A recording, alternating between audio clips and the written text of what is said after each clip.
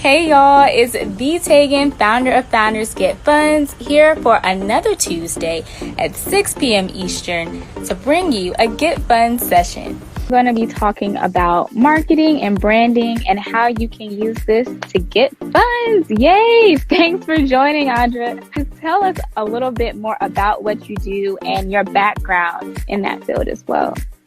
Yes, so I am Audra T. Jones, CEO and President of Krystal Klear Communications. We're a full-service marketing firm, and we specialize in branding and marketing through events, workshops, and dynamic marketing solutions. So we work with nonprofit organizations, we work with educational institutions, speakers, authors, influencers to help build their marketing brands and their marketing strategies. So background, wow, I've done a lot of different things over the years. So I'll give you the shorter version. I've spent years and years in management. So then decided probably about in 2010 at this point, wow, my goodness, to literally step away from a really, really good job and kind of step out on my own to kind of do my own being an entrepreneur, self-employed. And then found a love in teaching. So I teach marketing and branding for Cuyahoga Community College, which for those of you that are in the local area, it's our local community college here. So I spend a lot of time giving back to our community here through that school. What are some of the mistakes that you see founders often making when it comes to branding and marketing? I think one of the biggest mistakes is not dedicating a budget of some sort to that particular line item, right? When it comes down to it, most people either don't have funds allocated for branding and or marketing, or if they have funds allocated, when it comes time to cut things in the budget, that's usually the first thing to go. So I think making the mistake of not paying attention to the fact that marketing is extremely important, no matter if you have a seasonal business or not. I just had a customer with a potential client who I met, and he's been really interested in working with me. But then when we finally had a conversation today, we've had several conversations. We had, kind of like, what is your needs kind of conversation. And he's like, well, I'm a seasonal business. And I said, okay. He said, but so I can't do marketing in my busy time because I can't handle the workload. I said, that's fair and that's honest. But what do you do in your busy season? Your customers don't hear from you. You just drop off the face of the earth. So I said, marketing is about consistency, and it's about that presence, and it's about, even though you don't have a lot of money, it doesn't have to be a lot of money. People think, I don't have a big marketing budget. Well, you don't need a marketing budget, a huge marketing budget, right? It's nice if you do. There's ways to allocate those funds, but making certain that you allocate something toward marketing is extremely important. That's one of the biggest mistakes I see small business owners and founders making. Consistency is something you mentioned there. Can you talk a little bit before we get deeper in the conversation about what consistency with branding looks like and what consistency with marketing looks like? Yes, the consistency piece is really, really key because when you want and you're looking at a potential client or a target client, they should be thinking of you top of mind for whatever it is you stand out in the industry for. And the reason why they're able to do that is because you've had a consistent presence, whether it be through social media, whether it be through email marketing, whatever it is that, whatever venue, ads, whatever venue or medium that you're using, the consistency piece comes in the form of making certain that if you have a brand logo, that the logo colors are always used in the same palette and the same format. Your font type, so the lettering is always the same. Consistency. When we think of large name brands, when you think of BMW, you see that sign. You don't need to even see a BMW. You don't need to see those letters at all. You can see the sign and the logo that they've designed, the colors, and automatically know it's associated with BMW. So consistency around making certain that you stay present, making certain that you are offering a value, not just always looking to sell your client something, right? That's kind of a key space. Marketing, we always thinking that, well, no, I don't want to sell. I'm not a seller. Well, if you own a business, you're a salesperson. You're a salesperson. If you own a business, you have to sell. At some point, you have to sell yourself, sell your services, sell a proposal. So at some point, making certain that you're staying relevant with key things and key issues that are going on in your industry. So that's me. Those are some of the key things that I think about when I think about consistency.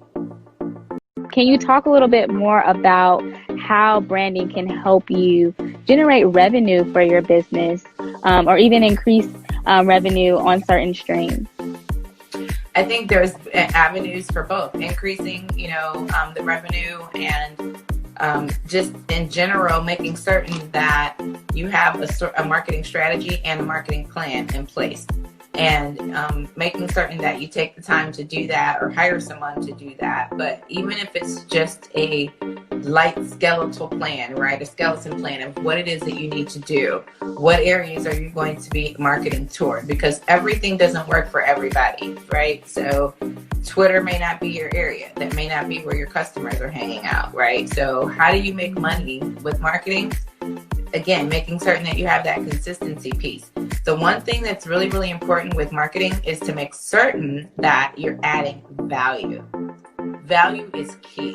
People need to find value in what it is that you're offering. So what I tell clients all the time is you have to sell at some point. I mean, we need the revenue, correct? But the majority of the time, that whole 80-20 rule, the majority of the time you should be adding value for your customers, adding industry statistics, different websites, resources, adding customer testimonials, things of that nature, adding value so the customer can see what you have to offer. And then, of course, on the back end, on that 20%, you hit them with the sales piece, right? But essentially making certain that there's a strategy in place. So how do you make money? You create and find your niche, right? We hear that so often. It's a term we throw around, but it really is true. Because what's going on for the next person in the business next door or across the street may not work for you. So you have to find what works for you in terms of maybe it's digital products, creating ebooks, creating virtual courses, selling an actual physical product, finding different ways to get exposure for yourself, but making certain that there's a plan. And the plan has to have, a few pieces. The discovery piece, right? So you have to go through the discovery piece.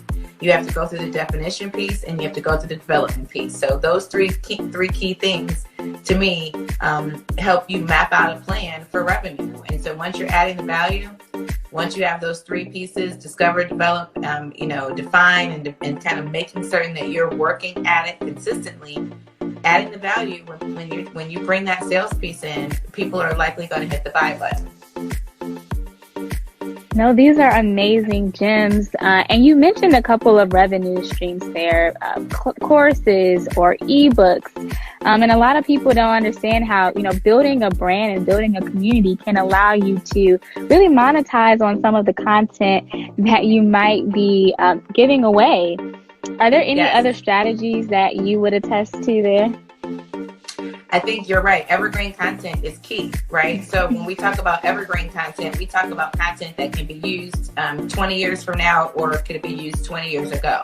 And so making certain that when you're in, so we have to sometimes dip away from evergreen, right? To kind of keep up with what's in the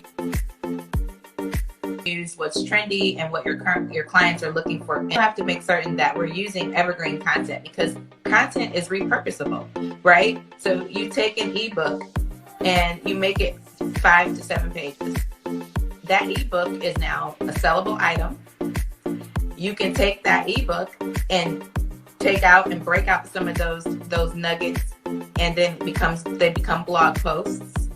You can take it down and break it down a little further, and they become tweets, right? You can take it and make a checklist from it, so that there's like 3 to 5 items that you can use from one item, starting off with one item, right? So anytime I'm creating content, and I made this mistake when just starting off, not really realizing the value in repurposing content. I didn't think about the repurposing piece. I was just interested in creating.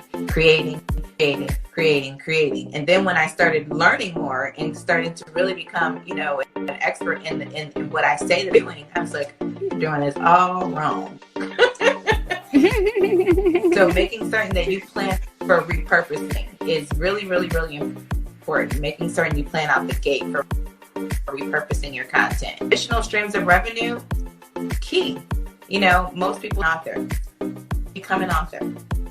It gives you credibility in so many different ways. You can sell books, journals, you can do all of those things in your sleep, right? And so becoming an author is a way of being able to look at that additional stream of income.